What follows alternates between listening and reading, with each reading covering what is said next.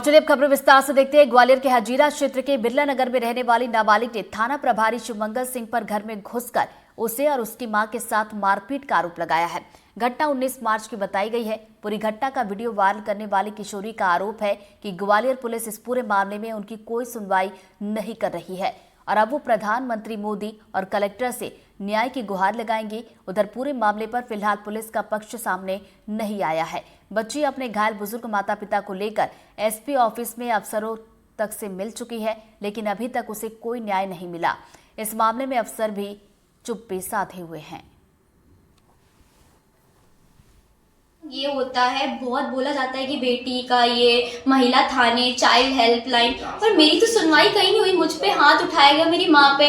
ये सब लोग कर क्या रहे हैं? अब जब हमने आवाज़ उठाई तो लोग मुझ पे आवाज़ उठा रहे हैं। कई लोग बोल रहे हैं कि ये लड़की वैसी है, ऐसी है, वो टीआई मुखर्रा है, वो शिवमंगल सिंह सेंगर, ये सब लोग अब मुझे डिप्रेस करने पे लगे हैं क्योंकि अब ये मेरे पे आवाज़ें उठा रहे हैं कि ये ऐसी है। क्या इस दुनिया में अपने राइट्स के लिए बोलना वो गलत है? अगर हम अपने राइट्स के लिए बोलते हैं तो हमें दबाया जाता है। हमें ही विरोध, जो लड़ रहे हैं उन्हें ही अपराधी बता रहे हैं ये लोग। हम कब तक, हम मेंटली बहुत डिस्टर्ब हो रहे हैं इन सब चीज़ों से।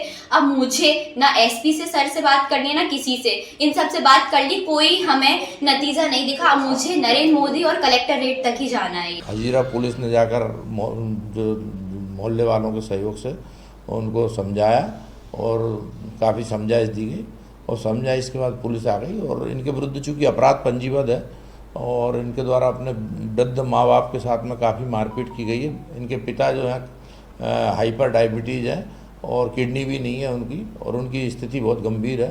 तो उससे बचने के लिए इनके द्वारा जब थाना प्रभारी हजीरा के ऊपर एलिगेशन लगाया गया और इस संबंध में जो इनके द्वारा जो शिकायत की गई है, इस संबंध में भी सीएसपी महाराजपुरा द्वारा जांच भी की जा रही है।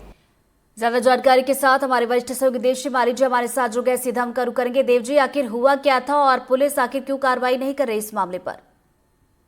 तो ये परिवार का विवाद था और परिवार के विवाद में जैसा कि होता है कि ये बच्ची है, इसके पिता हैं, इनके परिवार के लोग इनकी संपत्ति को हड़पना चाहते हैं, जैसा कि ये आरोप है। लेकिन उसमें पुलिस की एंट्री होती है और पुलिस जो है इन लोगों को ना उम्र देखती है, ना इनका परेशानियां देखती है और इनके साथ पिटाई करना शुरू कर देती है। और इनकी पीड़ा ये है कि सब बजाय उनकी बात सुने जाने के, उनको न्याय देने के, उनके उल्टे उनके खिलाफ ही माहौल बनाना शुरू कर दिया जाता है। और बच्चियां जब तक कि वीडियो वायरल नहीं होगा और जब तक कि वो अधिकारियों तक नहीं पहुंची तब तक कोई गुंजाइश नहीं बनी कि उनकी कोई कार्रवाई करे।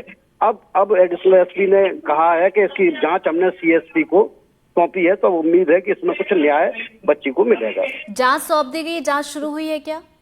नहीं, अभी बस 1 मिनट पहले ही मेरे पास फोन आया है कि आपने जो कॉल किया था उसमें अब जांच जो है हम करवा रहे हैं।